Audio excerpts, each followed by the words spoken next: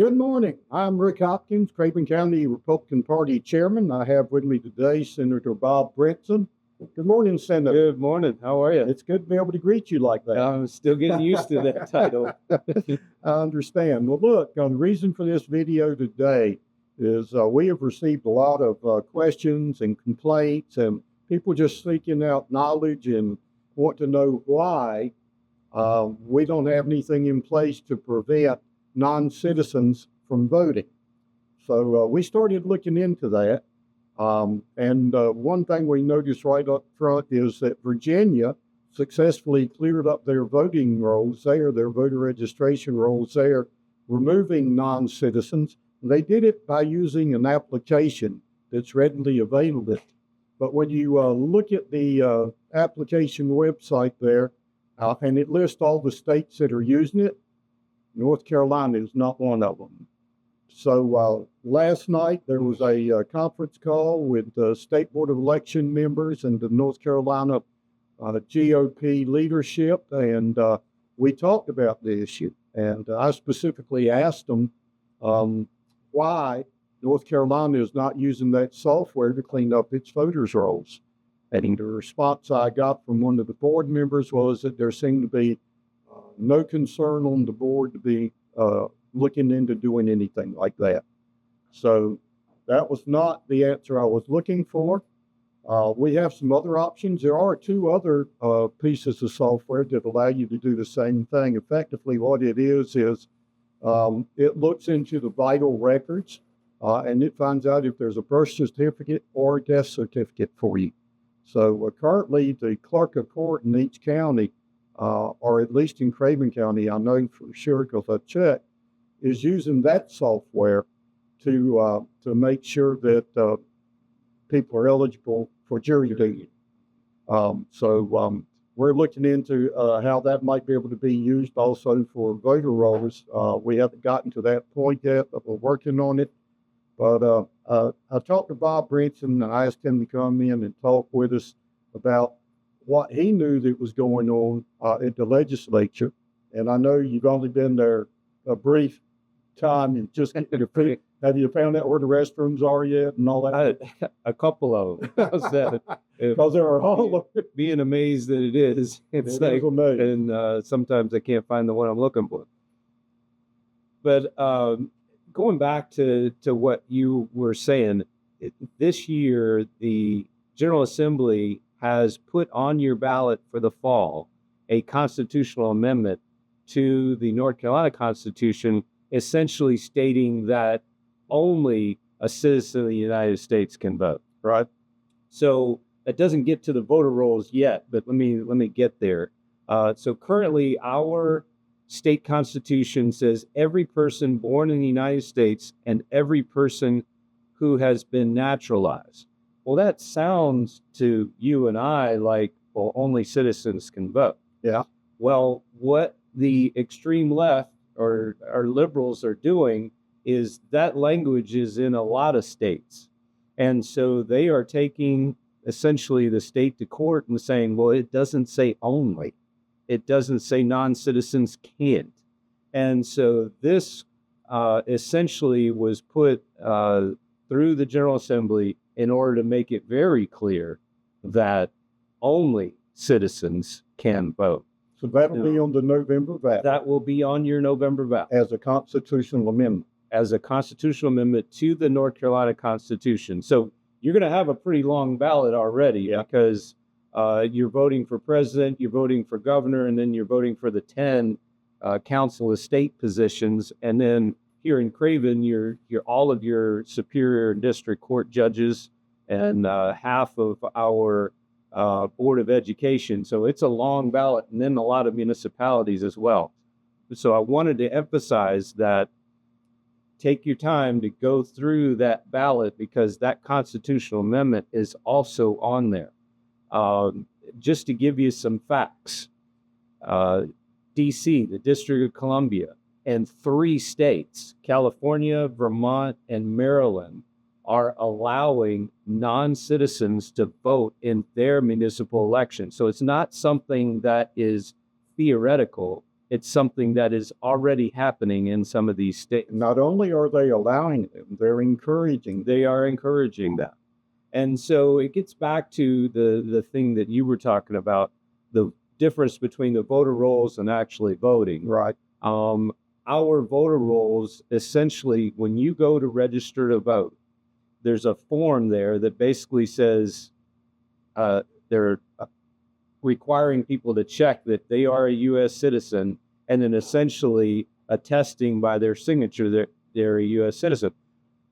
But in no case are they required to show any citizenship documents, and in no case are the boards of elections required to check. No validation or verification requirements whatsoever. Exactly. And so with this constitutional amendment, the General Assembly can then go back and say, hey, well, listen, you can register at the DMV, and there's already a requirement for real ID on the books, and you have to show your citizenship documents in order to get real ID. Well, my thought process is it's a simple one-liner to say, you're not going to be able to register to vote unless you're at DMV getting a real ID. And now the real ID requirement's not in effect yet. Not in effect yet. Right. But that's federal. Yeah. Again, that's a federal statute, but we can make it more restrictive. It comes in effect next year, I believe. Exactly. Well, and they keep kicking it down the road. Yeah. But the other thing is, one of the things you were talking about, software at the clerk of court. The other thing that we can do is we already require in the state of North Carolina employers to use E-Verify to verify citizenship before they hire somebody onto the job. So my thought process is, if we require E-Verify for employers, the Board of Elections can also use E-Verify to verify citizenship when a voter registration comes through. And just like you and Glenn Fink talked about, right now you cannot challenge a voter registration, but you can challenge a vote. And but basically, by putting a constitutional amendment on the ballot, and then the General Assembly, once that's passed, can create laws to implement that constitutional amendment. Okay.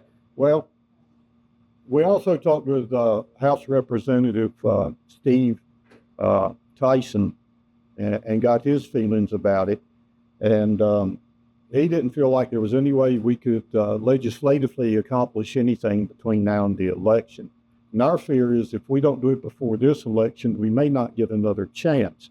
So I asked them, okay, so what can we as the people do to try to put pressure on them to get something done? Evidently, it looks like our hands are pretty much tied, other than raising awareness, which is what we're trying to do with this video, make people aware of the fact that there is a constitutional amendment on the ballot. And folks, a lot of you will go in there and you'll vote for the president and you think your job's done. No, you need to go all the way to the bottom of that ballot and check and vote for a candidate for every office on there, right down through school board, through register of deeds, all of them.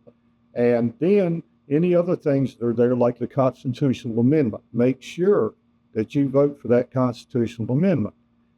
It's not a long drawn out process. It's not going to take you much extra time to go from the top of the ballot to the bottom of the ballot and make sure we get good conservative Republicans in all of those seats.